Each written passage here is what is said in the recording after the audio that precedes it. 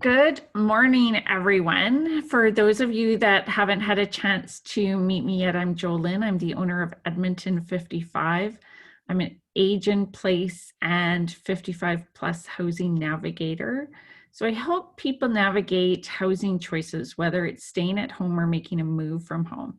And today I'm joined by Elliot from Meals on Wheels because we're going to share really important details that should be part of everyone's age and place plan. So if you've been on other presentations with me, you know how much I lecture almost, preach almost, about having a plan in place and having that plan in place before you need it, before that crisis happens. Because as we age, really at any age, things can happen. We've got winter, you can slip on the ice and break both wrists, you can have a temporary illness, you could have surgery and need to recover from that. And so it's always helpful to have a plan for services and companies and organizations that can help you remain independent in your home if you need them. And a crucial piece of this is meals and groceries, because this is something that can very easily become really hard. I've met with clients that took a fall and they broke both wrists, and that sucks. It's really hard to manage with two casts, and it takes your independence in a lot of ways. But when you have a plan and you know who to call, or you know who to direct your family to call to set up for you, it makes things easier. So today I'm really excited about Elliot being here to show their program, because Meals on Wheels has really grown over the last number of years, and especially in this last year has taken on a more instrumental role for many people. And so you may have known Meals on Wheels before, but I want you to sort of listen with an open mind today to learn about all the other great services they offer, because this is really a great chance to know about a service that's very well established in Edmonton, provides really healthy meals on an affordable price point, and then can meet your needs in many different ways depending what you need and when you need it. So I'm going to kind of turn over the floor to Elliot here, because he's going to share a number of different programs that may help you out at some time or another. I am just going to sort of give a caveat that after this presentation, probably before 11:30, you'll get another email that's just a wrap-up summary.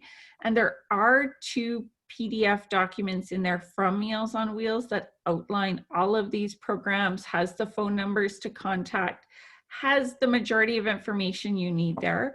So please don't feel like you need to frantically take notes. I want you to be able to enjoy all that Elliot has to share. So thank you, Elliot, for joining me today. Well, thank you so much, Jolyn. That's what a lovely introduction. I'll be excited to see everybody's faces once we're able to kind of unmute at the end of the call, and look forward to any questions that you might have. So my name is Elliot, and I am a relatively new member of Edmonton Meals on Wheels. I actually began my journey with Meals on Wheels as a kitchen volunteer at the beginning of the pandemic.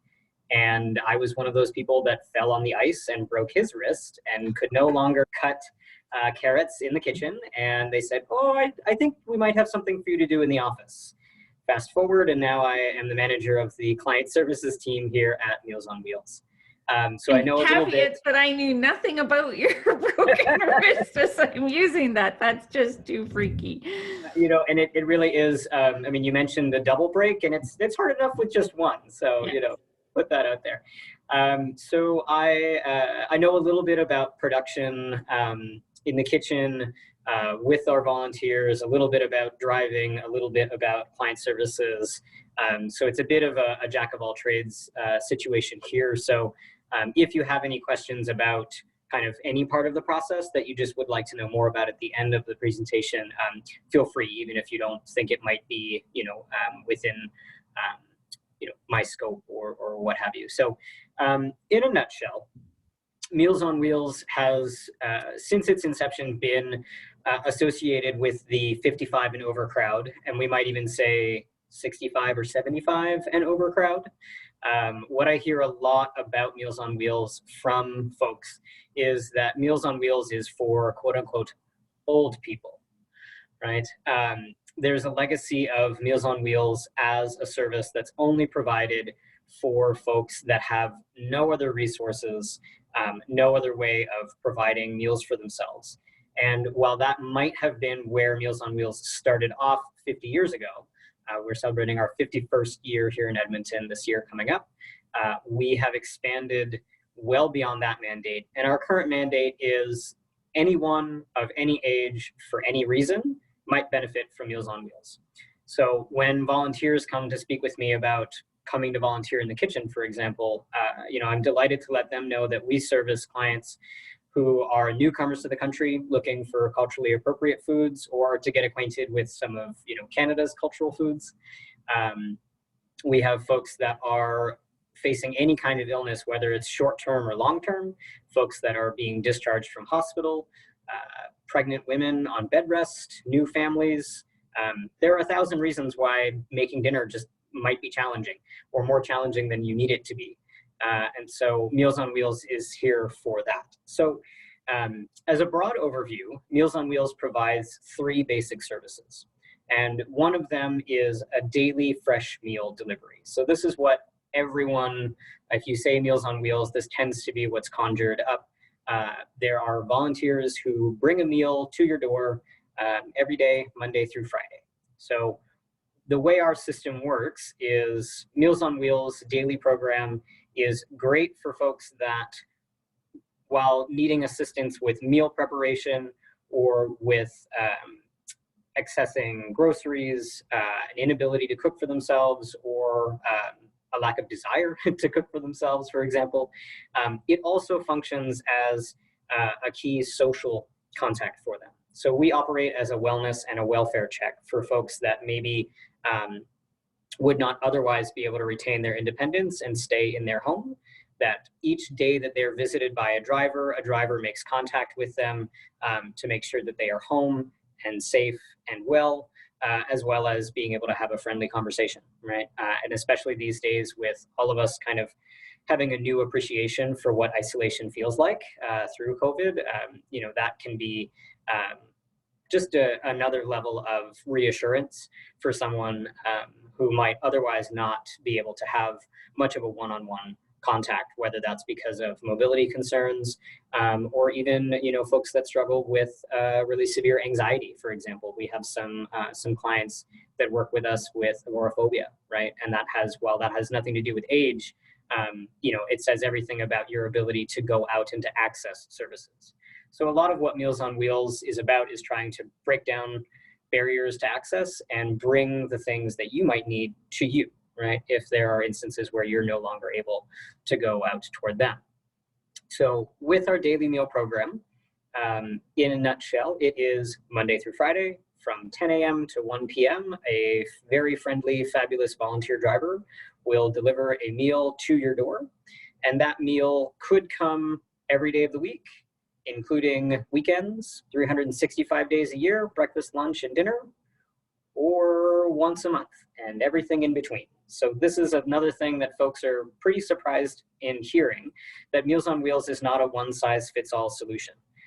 Everyone is different. Everyone's appetite is different. Everyone's needs are different. So we're able to accommodate variable schedules. You might want to receive a meal every day of the week. You might want to receive it Monday, Wednesday, Friday. You might want to try it for a week and see how it goes. You might want to engage in meal service over the winter, but not in the summer. And all of that is fine with Meals on Wheels. There's no minimum quota or box that you need to fit in order to fit into our services. Really, it's the opposite, that we want to make sure that we're tailoring our services to work for you and for your situation. So that's daily meals in a nutshell. Another program that we offer, which is slightly more flexible and tends to attract a little bit of a younger crowd, are the provision of frozen meals. So it's exactly the same food. It just is flash frozen for your convenience.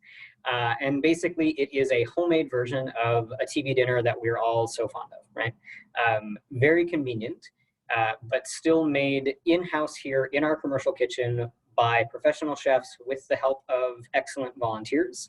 So rather than Marie Callender's or Stofers, right, that are full of preservatives or food dyes or additives or who knows where that chicken is coming from, the meals are made here in Edmonton by real people and not machines, and with local suppliers and local produce, right? We partner with even community members who in the summers participate. I know it's not very summery today, but in the summers they participate with our Grow a Row program. And so we actually work with produce that is donated by volunteers from right here in the city. So, thinking about sustainable systems, being part of that program also helps to kind of tie everyone together and connect into other services here in the city.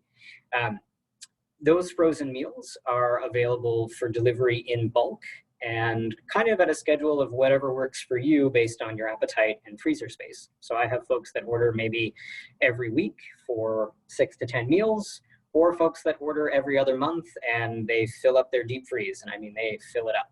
So, depending on the situation that works for you, those meals are available as well. So pros and cons to both systems. Our daily meal offers a ton of variety, but not quite as much choice. So if you're a picky person and you know that you'd like to specify, exactly what your sides might be, or something to that effect, the frozen menu is going to work great for you because it provides a ton of choice, but a little bit less variety, right? Our daily meal system works on a rotation of 6 weeks, which means you could have 3 meals a day for 6 weeks in a row without having the same meal twice, which, I mean, I don't know about you guys, but I can barely go 1 week without making the same thing twice in my kitchen. So it really is a lot more variety than, you might even be able to provide for yourself, or just that you're used to providing. For a lot of the clients that we have on services, that's one of the things they remark on that is kind of the most welcoming. One of them said it's like being able to go to a different restaurant every day. And just the joy of being able to try something that you might not have been aware of or thought you might like. Working here, I eat our meals every day for lunch.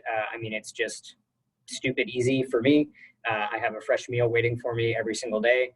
It seems it would be foolish not to take advantage of it. And, so I've definitely had never heard of mulligatawny soup before I started here, and now it's one of my favorites, right? So another way of getting acquainted with, some different things. The last service that I will talk about that we provide is the delivery of groceries. So Meals on Wheels right now runs 2 different programs, and one of them is designed to augment a daily meal situation. So let's say you do receive meals on a pretty casual basis, Monday, Wednesday, Friday, and just a dinner package, just taking the stress off of making that main meal for the day. You might have snacks that you enjoy, or you're a lighter eater, but it would be really nice to have your eggs, milk, bread, yogurt delivered along with that meal so that you don't have to deal with Mother Nature. That grocery service is something that we offer to our clients. Since we're already out making a delivery, why not kind of pair those 2 things together? So that is our what's called our grocery bag service. Another program that we offer in terms of groceries is called Store to Door. And so this one is a little bit more intensive. It focuses on folks that, for whatever reason, might not have access to transportation or have mobility challenges or other challenges that make grocery shopping difficult, which again, like we said before, there could be any number of reasons why. And with this program, you're paired with a volunteer shopper. So rather than choosing from a preset menu, you would be working one-on-one with a shopper to give them your grocery order in whatever exacting specifications work for you. And then you're able to shop also wherever works for you. So this is really attractive for clients that maybe shop at ethnic stores or discount stores, or even have a favorite local producer that they want to continue supporting during their engagement. So with both of those services, there is a small convenience fee, but there is never a delivery fee associated with any of Meals on Wheels services because we are a volunteer-led organization. So as a fun tidbit, if you were to count up all of the hours that we're gifted each year by both our volunteer drivers and volunteer members in the kitchen, it equates to about 65 full-time paid positions, which is quite the payroll savings. And so that is part of why we're able to pass on those savings to our clients. So to speak about the nitty gritty, about the finances and money and funding, our daily meal program is a set rate.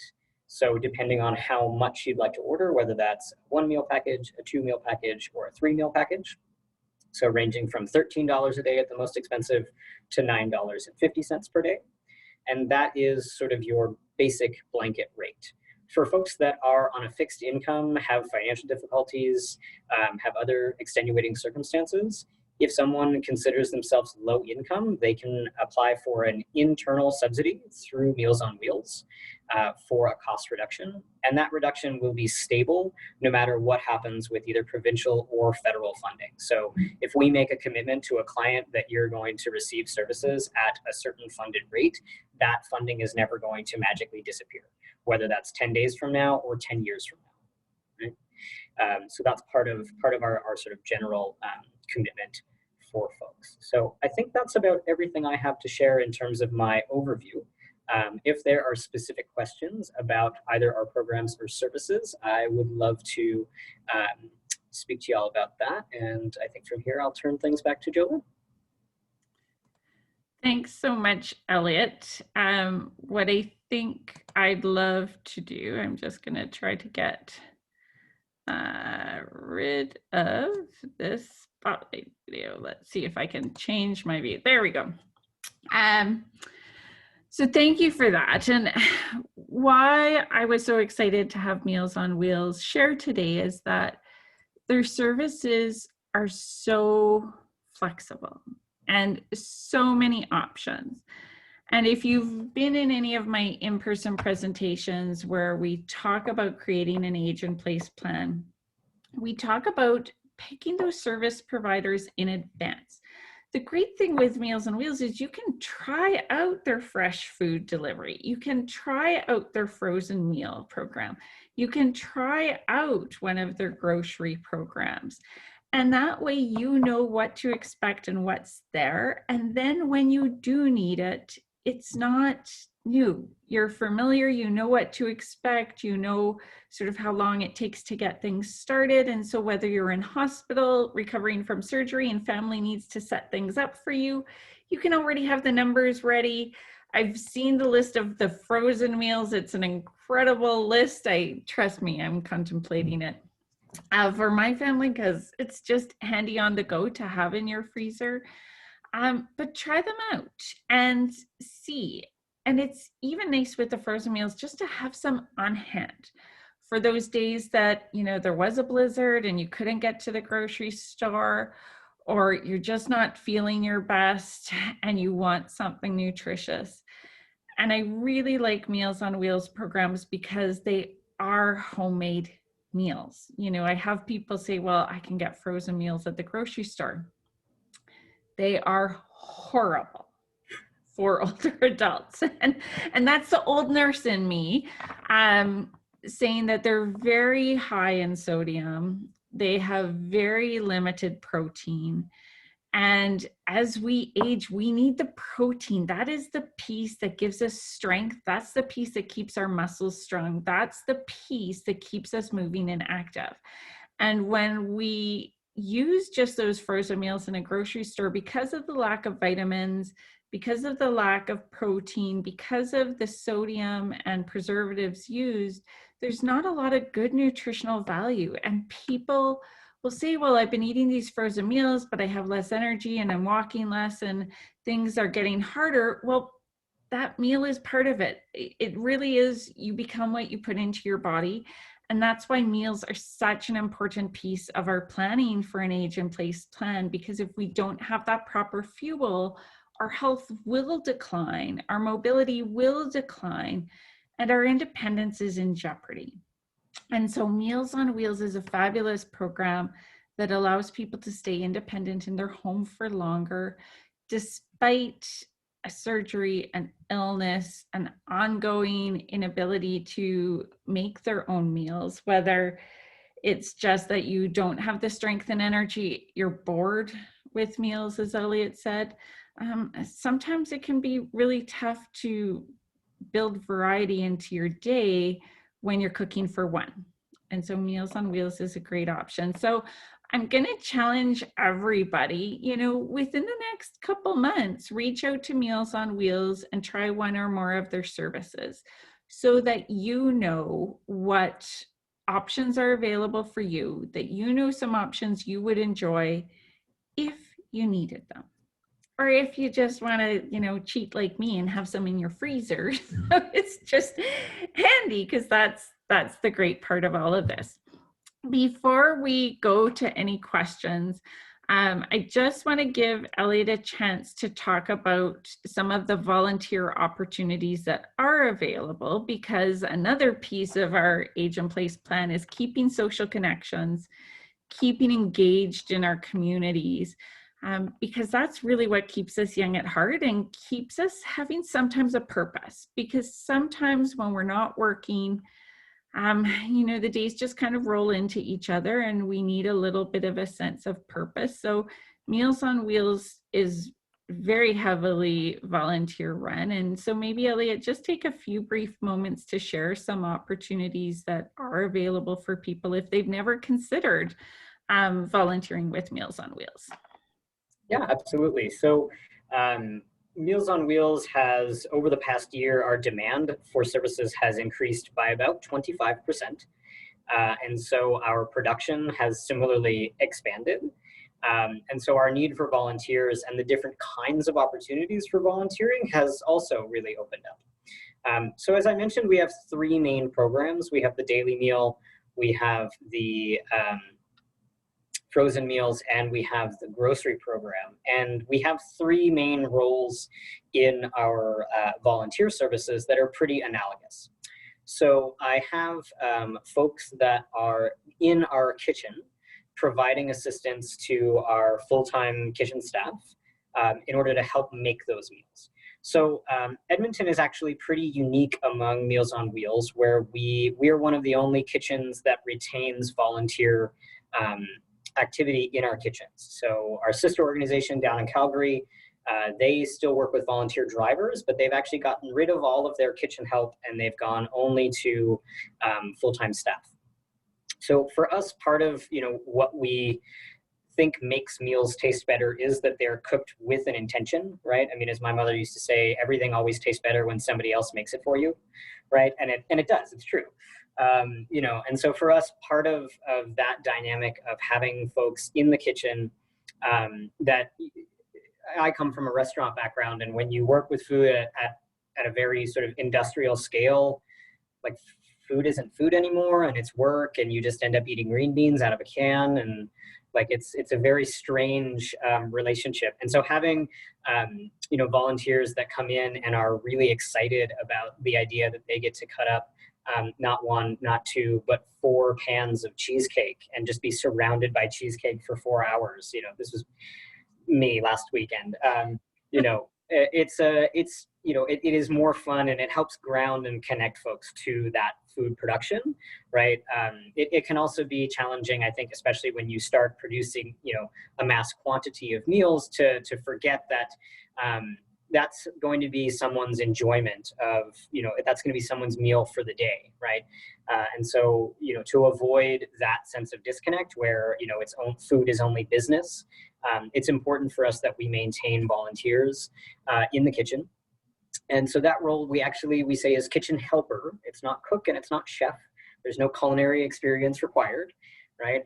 As long as you are confident in taking direction and asking for help when you need it, anyone can feel free to join us in the kitchen. And we have, we're as close to 24/7 as we can get right now. We are in the kitchen every day of the week. We have weekend shifts, and we have folks here morning, afternoon, and evening. And they are, it's a commitment of 4 hours. somewhere across that spectrum is what we have folks coming in for volunteer times. Thanks to our COVID restrictions, right now we are looking for a commitment of between 3 and 6 months. And folks can expect to schedule as few as 2 shifts a month or as frequently as 2 shifts a week, right? So we're not looking for people to replace a full-time work schedule with volunteering, right? We see this pretty frequently with other organizations that, oh, you've just retired. Well, great, get ready to, start working for free, right? We want our volunteer shifts to be, enjoyable first and foremost. It has to be that genuine, kind of win-win. So that's our first position is in the kitchen, and that tends to be one that folks are pretty, identify strongly with if they have a love of cooking, and again, as you mentioned, cooking for one is challenging. It just is. And so, if you have a passion for cooking, but now, all of a sudden maybe the crowd that you might have been cooking for is no longer, there, or we're not able to gather as frequently for holidays right now, being able to expend some of that culinary energy, cooking for others in our kitchen, is very rewarding for a lot of folks. So that's our first position. The second is, it comes in with the wheels part of the Meals on Wheels, and it's our delivery driver position. So this tends to be our group that we attract drivers that tend to stay with us for either a number of months or even years. Our longest running volunteers retired after 21 years of service this past year, which is just incredible. And so volunteer drivers, again, it is a social and a kind of communal position where you're not just charged with getting a meal from point A to point B. But again, as we spoke about, you're part of that one-on-one connection and conversation. And that's one of I think the most beautiful things that we've been able to maintain as an organization throughout COVID. We went from being able to go into someone's home and help out with chores, have a conversation, have a cup of coffee, to now, we're doing contactless delivery, and we're maintaining 6-foot distance, and drivers are wearing a mask. So we're keeping everyone as safe as we can, but that friendly conversation, whether that's happening through a closed door or through a buzzer panel or over the phone, that's just as important, right? And so our drivers have, been able to maintain the connection with clients, even though we're doing that, from a safe distance at this point. So we, as always, we are kind of the answer when folks are saying, oh, well, what do you need? The answer is everything all the time, right? We're always recruiting for folks that are in the kitchen. We're always recruiting for folks that are interested in driving. The biggest thing about our organization, and even before COVID, is that we think of volunteership as something that becomes a regular part of your schedule and our schedule, rather than kind of a one-off, well, I'm free this afternoon, I guess I'll wander down to Meals on Wheels and see if they've got something for me to do, right? I think for everyone, it's easier to understand your commitment and your sense of purpose based on having that routine structure. And just in terms of a pure logistics for us, we need to know exactly who is here and when, thanks to our friend Corona, for contract tracing purposes, and to make sure that we have enough physical distance in between different volunteers. So, we've been very lucky that, people have been really diligent with their safety protocol here, and to our knowledge, not a single volunteer has been infected since we started our safety measures, and nor has any of our clients contracted an infection due to their engagement with Meals on Wheels, which is, considering the current situation, no small feat. Right? So we're quite proud of that fact. The last volunteer position that we have, and is one of the most unique across Meals on Wheels across the country, is the grocery shopper position. So this is for that store-to-door program that I had mentioned, where you're paired with a personal shopper. So we have folks that interview as personal shoppers. And so some folks genuinely come to us with a passion for shopping, or groceries, but for the most part, they have a passion for people, and they enjoy conversation and communication. A lot of them are either recent immigrants to the country, looking to get set up and integrated into the community, or are folks that have been in Edmonton for their whole lives, and really have a sense of knowing their network and their services and feeling really grounded where they are and feeling that they have space to kind of share that position with others. So a lot of new empty nesters are joining our ranks as grocery shoppers, right? Now that the cart doesn't need to be full of 27 different juice boxes for the kids, right? The idea is that we're kind of pairing a weekly activity that you might be used to, going out to the shop, along with the needs of another individual, right? And just sort of adding on to that kind of two birds, one stone situation where, again, it's not a huge level of commitment for you, but the impact for clients is huge. Not only are they able to receive, reliable grocery delivery and they know it's going to be what they want, and it's not because it's what Save On had in stock or decided to substitute, and like, oh, oranges, maybe I'll give you orange soda instead. It's something that you can rely on and expect because it's another reasonable human being that's talked with you and helped you make those decisions. But it's also a sense of that communication between shoppers and volunteers is really crucial. And so in general, we look for folks that are willing to make a little bit of a longer commitment, so between 6 months and 1 year for the grocery shopper position. And with that said, we haven't hired a whole lot of new grocery shoppers because we've had people that have been shopping for 5 years and more with us, right? Who just, now that it has become part of their routine, they can't imagine ever kind of shopping just for themselves anymore, right? And so, if that's something that would be of interest to you, all of the volunteer positions are currently accepting applications, and all of that can be done through our website on the volunteer tab.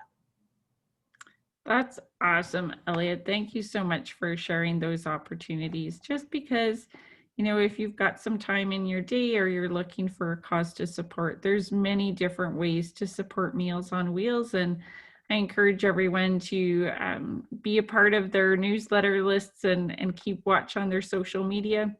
In December, they had the donation drive where they provide some gifts for their recipients that really wouldn't have any other family or anyone else to provide some gifts with their meals. So there's many ways to contribute and support Meals on Wheels through the year, and many different ways, as you learned about today, where you can possibly use Meals on Wheels for your own assistance in maintaining your independence at home. So just a reminder, first off, thank you, Elliot, for your time today. We are going to open this up shortly for any questions, comments, concerns, things you've always wanted to know about Meals on Wheels. There's definitely more presentations coming. 2021 is going to be a really exciting year. I have a lot of guest speakers that I am lining up. So if you're looking for learning opportunities about aging in place, different services in and around Edmonton that can help you support those age in place plans for yourself or your aging parents, do keep watch on the Edmonton 55 site. As I mentioned, you will be getting an email before 11:30. That's just one follow-up email with some links to some downloads for the services here so that you've got that as a summary. And then, of course, you can always be an active ager on the Edmonton 55 website. Sign up for my newsletter. And generally around the first week of the month, you'll get an email that lists all the upcoming presentations for the month, as well as some great resources for aging in place or making housing transitions as you need to. So thank you so much, Elliot, for being here today. I am just going to stop the recording and then we'll open up for questions.